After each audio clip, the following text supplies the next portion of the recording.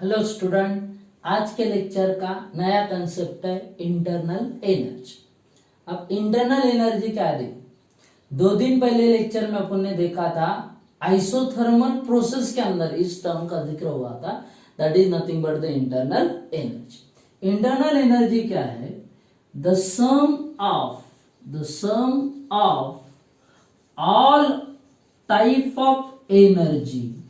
all type of energy associated with system, all type of energy associated with system से related सभी type के energies का summation. Okay, जितनी भी energies है किससे रिलेटेड? सिस्टम से रिलेटेड, उस टोटल एनर्जी को क्या बोलेंगे? Internal energy. या सिंपली आप ऐसा दिमाग में रखिए, सिस्टम के अंदर की energy means internal energy. Okay, अब इसमें अगर हम कंटेंट देखेंगे कि कौन कौन सी एनर्जी सिस्टम के अंदर होती है, तो basically internal energy is sum of kinetic energy and potential energy। किसका सम है ये? Kinetic energy and potential energy. इन दोनों एनर्जी का समेशन, मतलब कौन सा एनर्जी?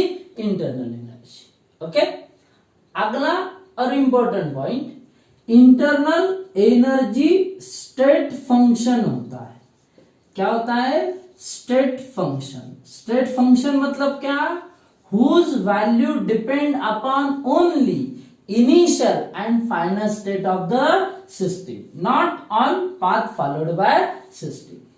अगला पॉइंट, ये स्टेट फंक्शन है, सिंबल यू है।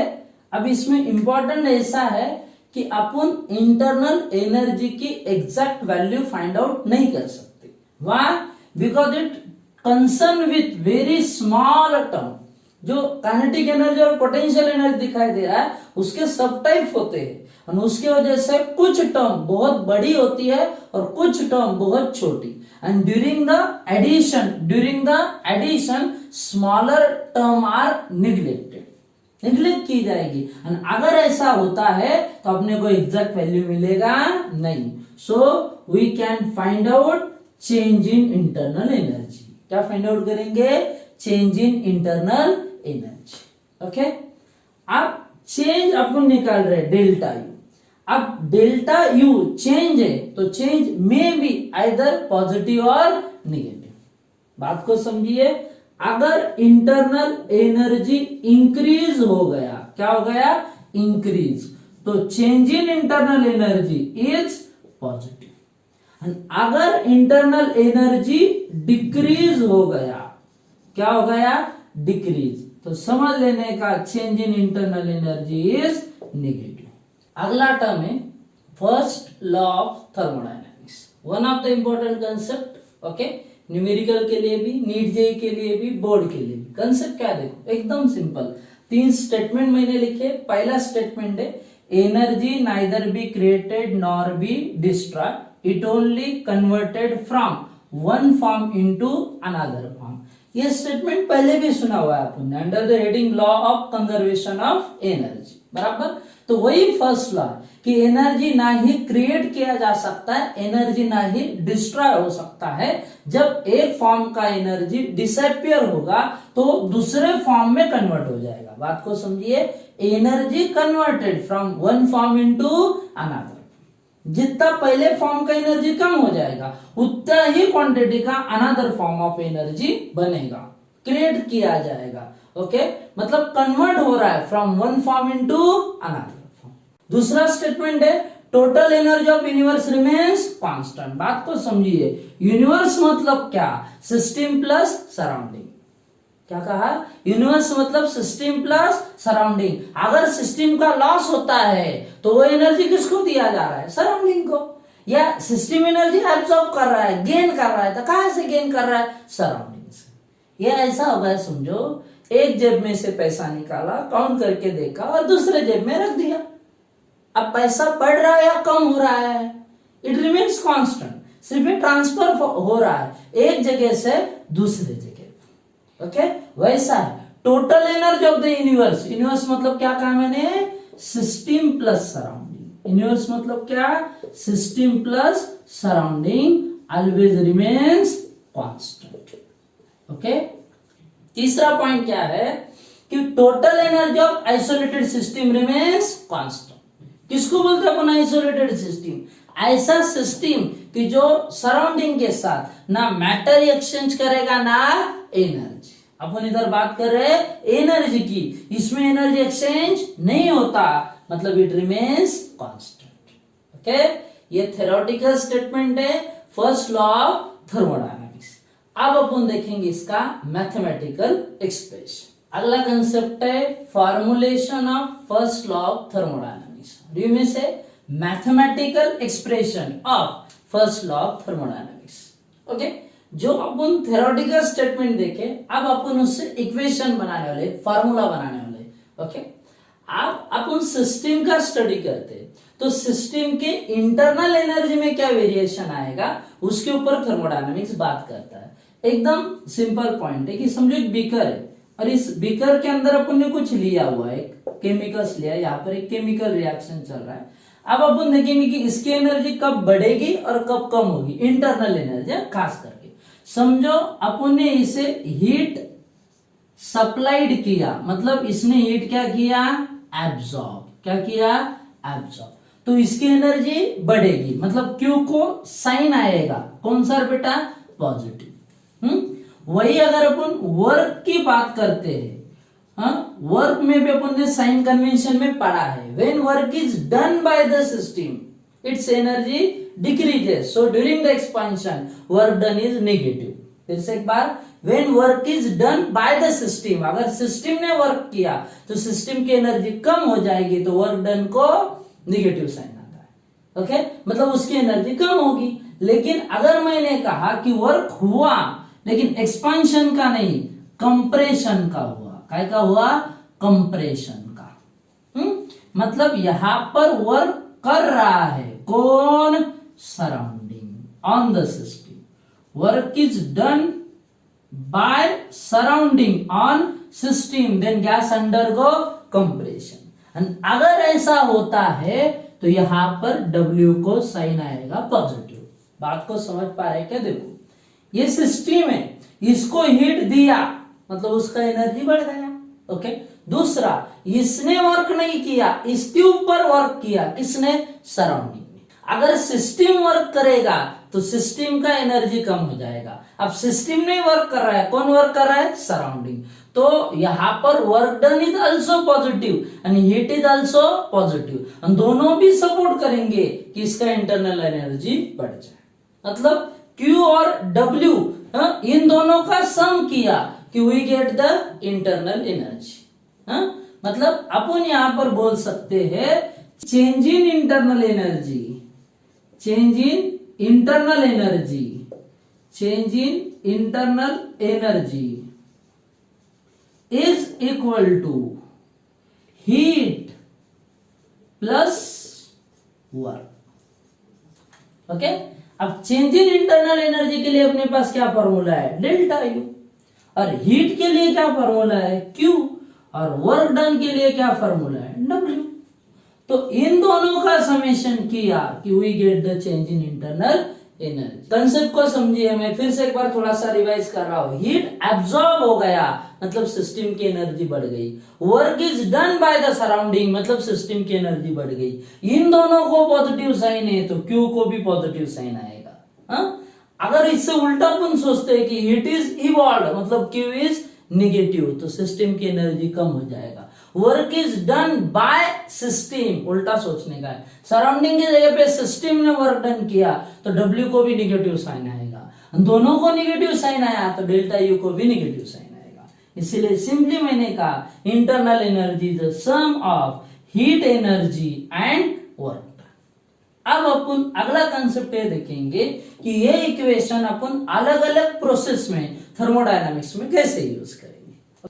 पहला प्रोसेस है आइसोथर्मल प्रोसेस। इसमें आप फर्स्ट लॉ का फॉर्मुलेशन मतलब फॉर्मूला कैसे अप्लाई करेंगे। आइसोथर्मल प्रोसेस किसको बोलते हैं अपन, जिसमें टेम्परेचर कांस्टेंट होता है, delta T is equal to 0, delta T 0, इसीलिए डेल्टा यू भी क्या है बेटा 0। अब अपने पास फॉर्मूला क्या है, फर्स्ट लॉ ऑफ थर्मोडायनामिक्स का मैथमेटिकल एक्सप्रेशन क्या बता रहा है, delta U is equal to क्या है बेटा Q plus W, okay, but delta U is 0, so we write here 0 is equal to Q plus W, therefore Q is equal to minus W। दूसरा process है adiabatic process. ये क्या देखो, it is a process in which there is no exchange of heat energy between system and surrounding, मतलब Q is equal to क्या है बेटा 0। Okay, अपने पास इक्वेशन है delta U is equal to Q plus W, but Q की value 0 है, अगर Q 0 है तो इक्वेशन कैसा हो जाएगा, delta U is equal to 0 plus W, that is W। मतलब इंटरनल एनर्जी चेंज होगा वो बताएगा इधर वर्क डन क्या होगा। कंसेप्ट को समझो, आइसोथर्मल में Q और W दोनों के साइन अपोजिट होंगे, बट एडियाबेटिक में डेल्टा U और W इन दोनों के साइन कैसे होंगे, सेम। तीसरी प्रोसेस है आइसोबारिक प्रोसेस। आइसोबारिक प्रोसेस क्या है देखो, it is a process in which pressure remains constant, मतलब delta P is equal to 0। Okay, अपने पास फॉर्मूला है delta U is equal to Q plus W, but W is equal to minus P delta V। ये अगर इसमें put up कर दिया तो delta U is equal to Q plus minus minus हो जाएगा P डेल्टा V। ओके, आप इसको आप देखेंगे तो इसके अंदर डेल्टा P 0 होता है आइसोबारिक प्रोसेस में, और डेल्टा P इधर है ही नहीं, मतलब अपन एज इट इज रखेंगे delta U is equal to Q minus P delta V। अब ये P डेल्टा V इधर माइनस है, मतलब सामने आता क्या हो जाएगा प्लस, तो आप ऐसा भी बोल सकते हैं Q is equal to delta U plus P delta V। अब यहां पर ये हीट एनर्जी चेंजेस ही है, बट कैरिड आउट किया जा रहा है at constant pressure, so we may indicate that Q with the help of QP। Fourth process है आइसोकोरिक प्रोसेस। अब ये क्या है देखो, it is a process in which volume remains constant, मतलब delta V is equal to 0। फिर मैं यहां पर ये वाला इक्वेशन यूज कर सकता हूं, delta U is equal to Q minus P delta V। Formula इधर ही है, इसलिए मैं एज इट इज यूज कर रहा हूं, W के जगह पे मैंने डाल दिया minus P delta V, formula हो गया Q minus P delta V। But delta V is 0, अगर डेल्टा V 0 है तो P into 0 is equal to 0, therefore equation becomes delta U is equal to क्या Q। ये भी हीट एनर्जी चेंजेस ही है, but ये आइसोबारिक में था, मतलब एट कांस्टेंट प्रेशर QP, और ये आइसोकोरिक में है, मतलब एट कांस्टेंट वॉल्यूम। तो इसीलिए अपन क्या करेंगे, इस Q को QV लिख देंगे। क्या लिख देंगे, QV। This is the one of the important concept when we concern with thermodynamics in NEET and JEE। Next term है एंथैल्पी। एंथैल्पी क्या है देखो, इंटरनल एनर्जी जैसा लेकिन थोड़ा सा अलग part. Enthalpy is a sum of internal energy and PV type of energy, internal energy and PV type of energy, इन दोनों का समेशन, मतलब क्या, एंथैल्पी। इंटरनल एनर्जी किसको कहा, अभी अभी अपना डिस्कशन हुआ, it is the sum of all type of energy associated with the system. इसमें दो तरह की एनर्जी में, potential energy and kinetic energy. लेकिन अपन थर्मोडायनामिक्स पढ़ रहे हैं तो यहाँ पर और एक एनर्जी जरूरी है, that is nothing but the PV type of energy. तो इंटरनल एनर्जी में अगर पीवी टाइप ऑफ एनर्जी मिला दिया तो जो सम होगा उसको अपन क्या बोलेंगे, एंथैल्पी। तो on the basis of definition formula बनेगा H is equal to U plus PV। U is a internal energy, PV is a PV type of energy, और H सिंबल है किसका, एंथैल्पी का। H सिंबल है किसका, enthalpy का। लेकिन अभी अपन ने डिस्कस किया कि we can't calculate exact value of internal energy. अगर हम इंटरनल एनर्जी नहीं कैलकुलेट कर सकते तो हमें एंथैल्पी भी मिलेगा नहीं। तो अपन फाइंड आउट करेंगे चेंज इन एंथैल्पी। उसके लिए समझ लीजिए अपन ने रिएक्शन कंसिडर किया कि A का कन्वर्जन हो रहा है किसमें, B में। तो A की एंथैल्पी H1 और B की एंथैल्पी H2। तो अपने को अगर चेंज इन एंथैल्पी निकालना है, मतलब डेल्टा H निकालना है, तो फार्मूला होगा H2 माइनस H1। इन दोनों का डिफरेंस लिया कि चेंज इन एंथैल्पी। अब H1 और H2 के लिए अपन फॉर्मूला बनाएंगे बाय डेफिनेशन। जैसे अपने पास फॉर्मूला क्या है, H is equal to U plus PV, मतलब H1 is equal to U1 plus P1V1 and H2 is equal to U2 plus P2V2। और ये दोनों फॉर्मूले इस फॉर्मूले में डाल दिए तो अपने को डेल्टा H मिल जाएगा। तो पुट करते डेल्टा H में, therefore delta H is equal to H2। H2 के लिए क्या फॉर्मूला अपने पास, U2 plus P2V2 minus H1। H1 के लिए क्या फॉर्मूला अपने पास, U1 प्लस P1V1। ओके, अब इसको सॉल्व करते हैं। तो फॉर्मूला कैसा बनेगा, delta H is equal to क्या है बेटा, U2 minus U1 plus P2V2 minus P1V1।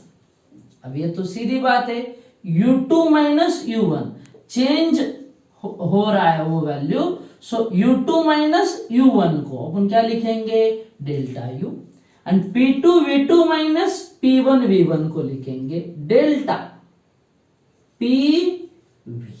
इन दोनों का चेंज। लेकिन अगर आप यहां पर सिंपल कंसेप्ट कंसीडर करते हो कि हम ये टर्म फाइंड आउट कर रहे हैं eight constant pressure, pressure constant है, अगर ऐसा आपने पकड़ लिया, इस P को साइड में निकालेंगे तो फॉर्मूला हो जाएगा delta H is equal to delta U plus P delta V। क्या फॉर्मूला होगा यार, delta H is equal to delta U plus P delta V, and this is the relation for change in enthalpy, where delta H is a change in enthalpy, delta U is a change in internal energy, P is a pressure and delta V is a change in volume। अगला part ये है, अपने पास अभी अभी formula मिला delta H is equal to delta U plus P delta V। अब इसमें कंसेप्ट क्या दिया हुआ देखो, डेल्टा H एंथैल्पी है, डेल्टा U इंटरनल एनर्जी है, P प्रेशर है, delta V change in volume. अब मैं इस कंसेप्ट को थोड़ा सा एक्सटेंड करूंगा for the NEET and JEE. आराम से ध्यान देना, अपने पास फर्स्ट लॉ ऑफ थर्मोडायनामिक्स से फॉर्मूला था delta U is equal to Q plus W, therefore Q is equal to delta U minus W, but W is equal to minus P delta V। ये अगर इधर put up कर दिया तो ये formula हो जाता था Q is equal to delta U, ये माइनस माइनस प्लस तो इधर हो जाएगा P डेल्टा V। बट ये फॉर्मूला था व्हेन प्रेशर रिमेन्स कांस्टेंट। इस Q को अपन ने कहा था QP। ओके, अगर ये QP है तो QP का फॉर्मूला क्या है, delta U plus P delta V। Delta H का भी फॉर्मूला क्या है, delta U plus P delta V, मतलब दोनों के राइट हैंड साइड सेम, तो लेफ्ट हैंड साइड भी कैसा होगा, सेम। उस बेसिस पर अपन बोलेंगे कि delta H is equal to क्या बेटा, QP।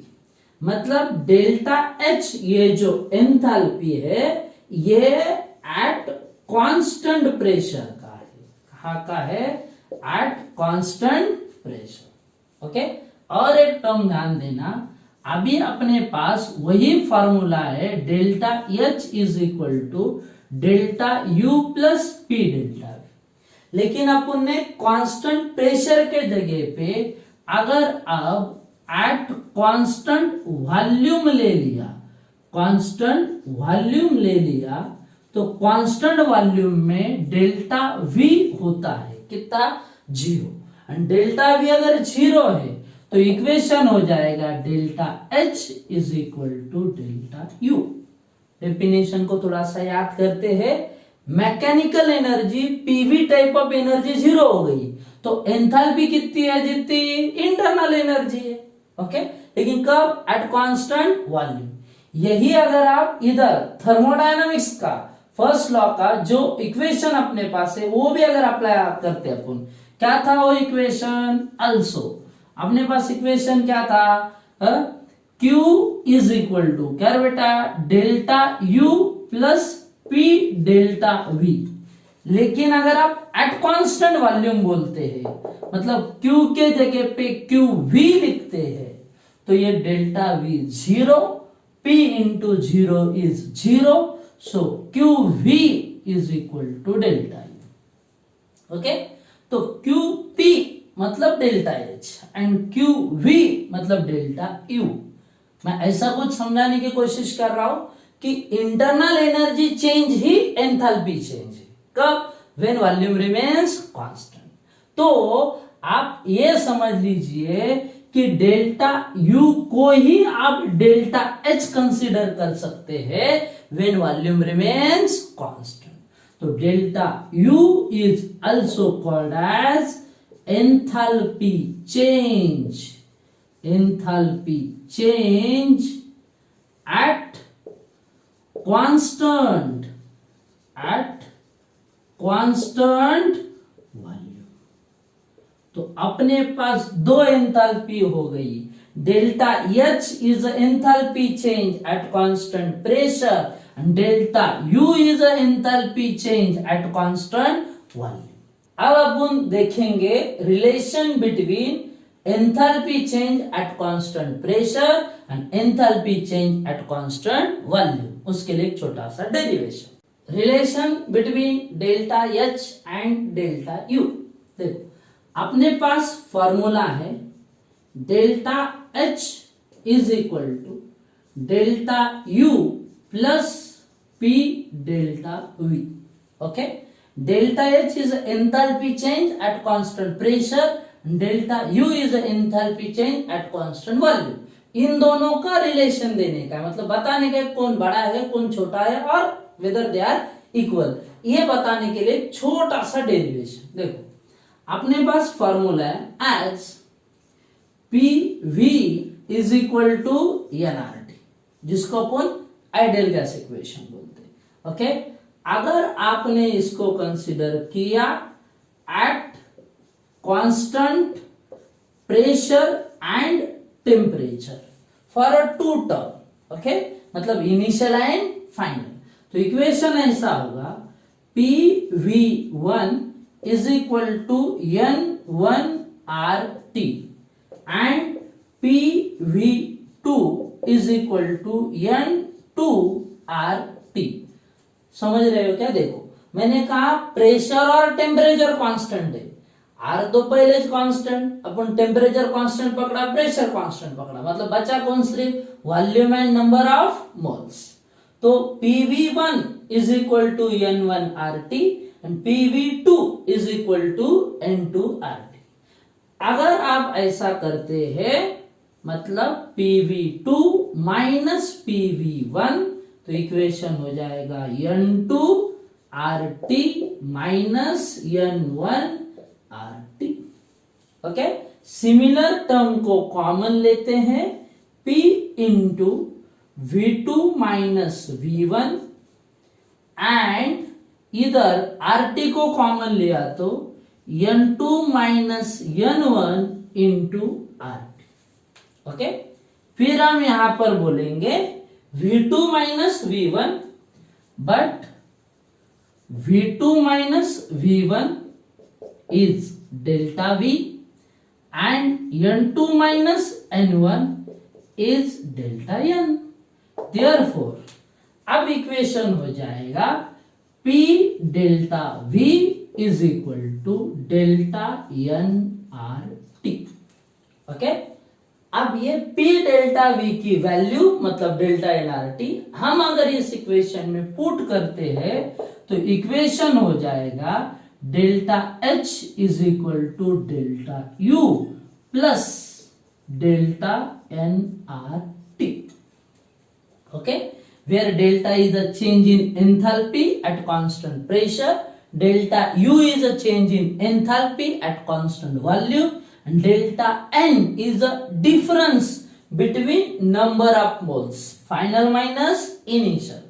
Okay, या फिर आप ऐसा भी बोल सकते हैं कि delta N is the summation of number of gaseous product, final मतलब प्रोडक्ट, हम केमिकल रिएक्शन की बात करें, minus summation of number of gaseous reactant, product minus reactant करने का है। ओके, अब इससे आप और एक सिंपल चीज दिमाग में रख सकते, आप इधर डिफरेंस ले रहे हैं गैसियस प्रोडक्ट और गैसियस रिएक्टेंट का, एंड डिफरेंस में भी जीरो भी आ सकता है, पॉजिटिव भी आ सकता है और निगेटिव भी आ सकता है। अब इससे क्या फर्क पड़ेगा?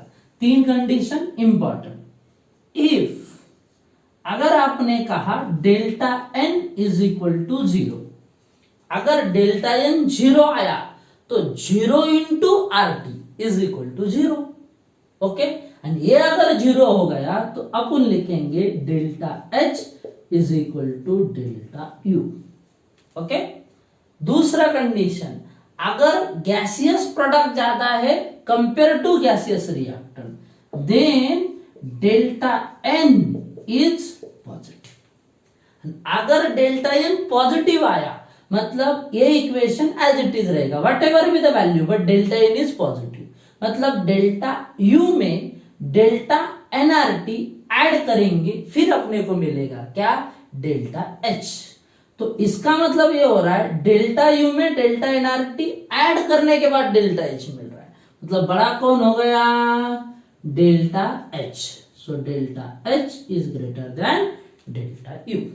ओके, तीसरी और आखिरी कंडीशन, अगर डेल्टा N निगेटिव आ गया, निगेटिव कब आएगा? जब गैसियस प्रोडक्ट से गैसियस रिएक्टेंट ज्यादा। अगर ये माइनस आया डेल्टा N तो इधर माइनस साइन आ जाएगा, मतलब डेल्टा U में से डेल्टा NRT सब्ट्रैक्ट करना पड़ेगा, फिर अपने को मिलेगा डेल्टा H। तो इधर बड़ा हो गया अब कौन? Delta U। Okay, this is also one of the important concept of thermodynamics when we concern NEET and JEE. आज के लेक्चर का आखिरी और एक छोटा सा concept, work done in chemical reaction. Okay, अब अपने पास वर्क डन के लिए क्या फॉर्मूला है, W is equal to minus P delta V. Okay, अब P is a pressure and delta V is a change in volume. लेकिन अभी अभी तो अपन ने डिस्कस किया कि P delta V chemical reaction में डेल्टा nRT इतना होता है। ओके, ये अगर इधर पुटअप करते हैं तो W इज इक्वल टू क्या है बेटा, minus delta nRT। Okay, this is the expression for work done in chemical reaction. अब P delta V delta nRT कितना है, इसके लिए अपन एक आइडियल गैस इक्वेशन का यूज किया था अभी 2 मिनट पहले। अब इसमें भी खास पॉइंट है, इफ डेल्टा n, क्योंकि अभी अभी अपन ने देखा डेल्टा n 0 भी हो सकता है, प्लस भी हो सकता है, माइनस भी हो सकता है, तो उसके बेसिस पे अपन स्टडी करेंगे कि वर्क डन कितना आएगा। इफ डेल्टा n इज 0, अगर डेल्टा n 0 है तो 0 into RT is 0, so W is equal to 0, मतलब there is no work done. दूसरी condition, if delta n is positive, अगर डेल्टा n पॉजिटिव है तो plus into minus, then work done must be minus.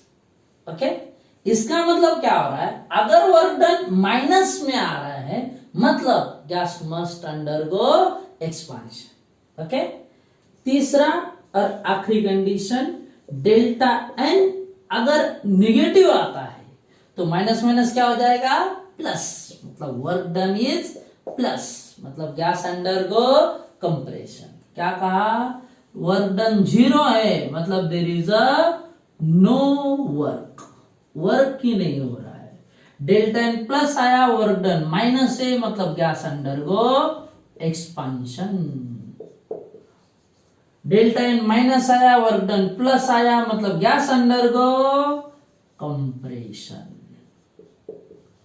Okay, तो आज के lecture में अपन enthalpy का इंट्रोडक्शन देखा। कल अपन अलग अलग फिजिकल एंड केमिकल प्रोसेस में एंथैल्पी चेंजेस क्या होता है इसके बारे में डिस्कशन करेंगे।